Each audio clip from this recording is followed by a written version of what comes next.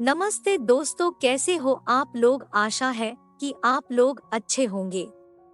दोस्तों, एक लड़के को पगार मिलता है और पगार मिलते ही वो सलमान खान बन जाता है और कहता है कि आज कुछ तूफानी करते हैं। लेकिन कुछ तूफानी करने के लिए सलमान की तरह थम्स अप नहीं पीता है, क्योंकि दिसंबर के ठंडी में उसे ठंडे की नहीं बल्कि कुछ गर्म की जरूरत थी और उसके लिए उत्तर प्रदेश के मेरठ शहर में बने कबाड़ी बाजार के एक कोठे पर चला जाता है। जब वो कोठे के अंदर जाता है तो वहाँ पर एक से एक मॉडल जैसी लड़कियां उसके ही जैसों के इंतजार में खड़ी होती हैं। बेहद हसीन, बेहद खूबसूरत ये लड़कियां और उनके मेकअप उनके खूबसूरती में और चार चांद लगा रहे थे। उन्होंने बस इतना ही कपड़ा पहन रखा था कि वो सिर्फ अपने प्राइवेट पार्ट्स को ढक सके और वो उस लड़की को छांटने लगता है जो उसके आवश्यकता को पूरा कर सके और वो इधर उधर नजर दौड़ाता है। तभी उन लड़कियों के बीच में से एक आवाज आती है। उस आवाज की कोठे पर कोई कल्पना ही नहीं की जा सकती है। आवाज आती है कि भैया तुम कहाँ थे। जब उस आवाज की तरफ देखता है तो उसके ही गांव की एक लड़की नैना होती है जो कि रिश्ते में उसकी बहन होती है। उसको देखते ही उसका सारा तूफान गायब हो जाता है। वो कहता है, नैना तुम यहाँ कैसे, तुम्हारे घर वालों ने तुम्हें कहाँ कहाँ नहीं ढूंढा, तुम यहाँ क्या कर रही हो। तो बोलती है कि यहाँ बात करना ठीक नहीं है, चलो कमरे में, मैं वहाँ सब कुछ बताती हूँ। जब वहाँ पर वो बताने लगती है तभी उसकी आवाज को बाहर से सुन ली जाती है और उसके बाद दरवाजे को धक्का मार के खोल दिया जाता है और ये बोला जाता है कि अब इस लड़के का यहाँ से बच के जाना मुश्किल है। तो दोस्तों आइए जानते हैं इस वीडियो में। लेकिन दोस्तों, कहानी में आगे बढ़ने से पहले बस वही विनती है कि वीडियो को लाइक कर दीजिए और अगर चैनल को सब्सक्राइब नहीं किए हो तो चैनल को भी सब्सक्राइब कर लीजिए ताकि मेरा हौसला बढ़ता रहे। दोस्तों, वो लड़का और नैना कोलकाता के 24 परगना क्षेत्र के एक गांव के रहने वाले होते हैं। दोस्तों, एक दिन की बात है जब वो लड़की पढ़ के आ रही थी तो उसके बगल में कार रुकती है और दरवाजा खोलकर उसे अंदर खींच लिया जाता है। दोस्तों, वो बताती है, जब मुझे अंदर खींच लिया गया तो मुझे कुछ ऐसा सुझा दिया गया कि मैं वहां पर लगभग बेहोश हो गई।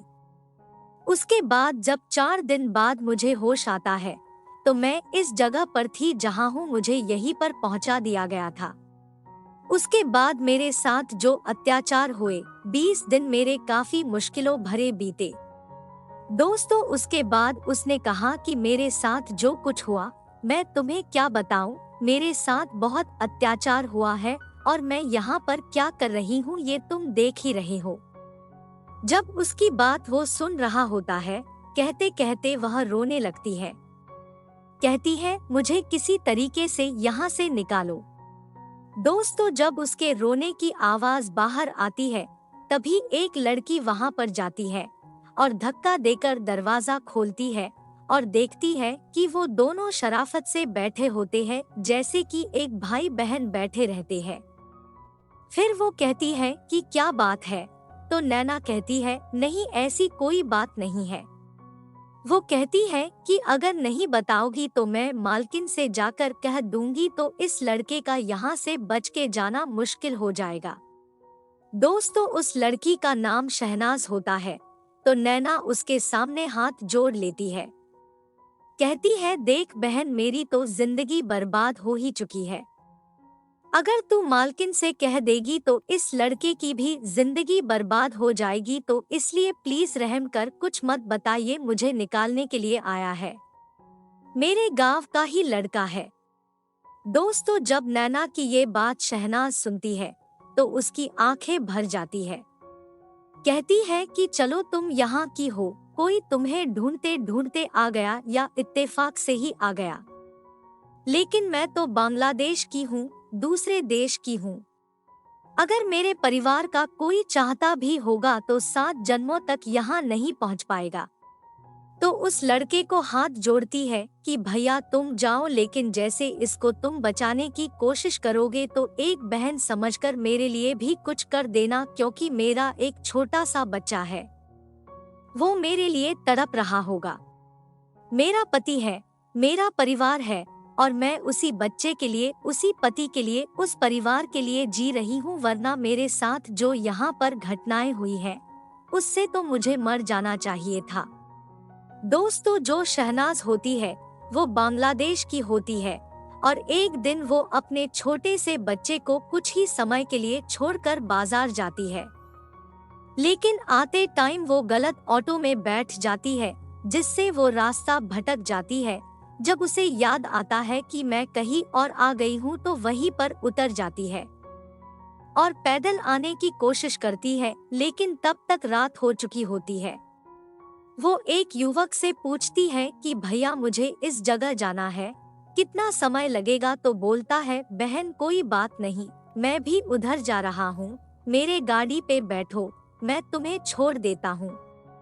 फिर वो उस शहनाज को अपने गाड़ी पर बिठा लेता है और बहन बहन बोलता है, तो शहनाज उसके ऊपर भरोसा कर लेती है।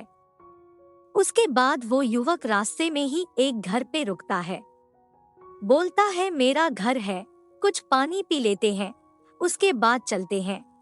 और जब वहां पर रुकती है तो उसके पानी में कुछ उसे मिलाकर पिला देता है, जिससे वो बेहोश हो जाती है, और जब उसे होश आता है तो वो इंडिया पहुंच चुकी होती है। दोस्तों, कोलकाता में जब उसकी आंख खुलती है, वो पूछती है मैं कहाँ हूँ और मेरा बच्चा कहाँ है? तो उसे बताया जाता है कि अब तुम अपने देश से दूर इंडिया में आ गई हो और यहाँ से भागने की कोशिश मत करना। वो बोलती है मुझे किस लिए लाया गया है? मैं यहाँ नहीं रुक सकती, मैं अपने बच्चे के पास जाऊंगी। तो दोस्तों, उसे खूब मारा जाता है और उसके साथ गैंग रेप किया जाता है। दोस्तों, उसके बाद उसके साथ अत्याचार किया जाता है। जैसे ही वह मुंह खोलती थी, उसको पीटने लग जाते थे लोग। दोस्तों, उसके बाद उसे इंजेक्शन दिया जाता है, नशीली दवाइयां दी जाती है, और उसके बाद दिन भर में कम से कम 15 से 20 लोगों को भेजा जाता है उसके जिस्म से पैसे बनाने के लिए। ऐसा करते करते जब उसे 5 दिन बीत जाता है, वो थोड़ी ठीक हो जाती है। सब करते करते नशीली दवाइयों से वो अपना सुध-बुध खो देती है। जब वो जान जाते हैं कि अब इस पर हमारा पूरा कंट्रोल हो चुका है, तो उसे वहां से मुंबई भेज दिया जाता है। दोस्तों, उसकी उम्र काफी कम होती है। बांग्लादेश में कम ही उम्र में शादी हो जाती है, बच्चे हो जाते हैं। दोस्तों, फिर उसको इंजेक्शन दिया जाता है उसी तरीके से, और दिन भर में उसके साथ पता नहीं अनगिनत लोगों के सामने उसको परोसा जाता है। दोस्तों, उसकी जिंदगी एकदम नर्क बना दी जाती है। वहां पर वो 3 महीने गुजारती है। उसके बाद उसे दिल्ली भेजा जाता है, जहां पर उसे 5 महीने ये काम करवाया जाता है। उसके बाद क्योंकि इनका काम होता है कि इधर उधर वो चेंज करते रहते हैं लड़कियों को, ताकि उसमें नयापन आ सके। दोस्तों, कोठों पर, और उसके बाद उसे कबाड़ी बाजार मेरठ में भेजा जाता है, जहां पर भी उसे 5 महीने बीत चुके होते हैं। उसके बाद जब वो मेरठ आती है और नैना का भाई वहां पर आता है, तो जब नैना कमरे में रोती है, उसकी आवाज बाहर आती है, तो ये उस कमरे के पास जाती है और उनकी बातों को सुनने का प्रयास करती है, लेकिन फिर भी कुछ समझ में नहीं आता तो दरवाजा खोलती है। उसके बाद जब उसे पता चलता है कि कोई बचाने वाला है, तो उससे बोलती है कि अगर मेरे लिए भी कोई आता, लेकिन यहाँ जो भी आता है जिस्म का भूखा ही आता है, अगर तुम मेरे लिए भी कुछ कर सके तो प्लीज कर देना। उसके बाद वो लड़का अपने मालिक के पास जाता है और मालिक से बोलता है, ये सारी बात बताता है और बोलता है कि मुझे उस लड़की को निकालना है, और अगर हो सके तो जो बांग्लादेश की लड़की है उसे भी निकालना है। दोस्तों, फिर उसका मालिक फौरन वहां से थाने जाता है। वहां की जो पुलिस अधिकारी होती है, रश्मि चौधरी, उनसे मुलाकात करता है और सारी बात बताता है। रश्मि चौधरी अपने जो उच्च अधिकारी होते हैं, डीएसपी और एसपी, उन सब से बात करती है और उनके परमिशन से उस कोठे पर रेड मार देती है। उसके बाद नैना और शहनाज के साथ बहुत सारी लड़कियों को छुड़ाया जाता है। शहनाज जाकर अपने बेटे से मिलती है, अपने परिवार से मिलती है, तो उसके खुशी का कोई ठिकाना नहीं रहता है। और इधर जो नैना होती है वो रात को अपने गांव कॉल कर देती है। उसके घर वाले भी आ जाते हैं और नैना से मिलने के बाद वो सब रोने लगते हैं। फिर नैना को लेकर वो अपने गांव चले जाते हैं। तो इस तरीके से नैना और शहनाज दोनों को बचाया जाता है और बाकी लड़कियों को भी बचाया जाता है। तो दोस्तों, ये स्टोरी आपको कैसी लगी? वीडियो को लाइक करके कमेंट में बताना मत भूलिएगा। दोस्तों, अगर आपने इस चैनल को सब्सक्राइब नहीं किया है तो चैनल को सब्सक्राइब कर लीजिएगा। दोस्तों, पूरी स्टोरी सुनने के लिए आपका बहुत बहुत धन्यवाद।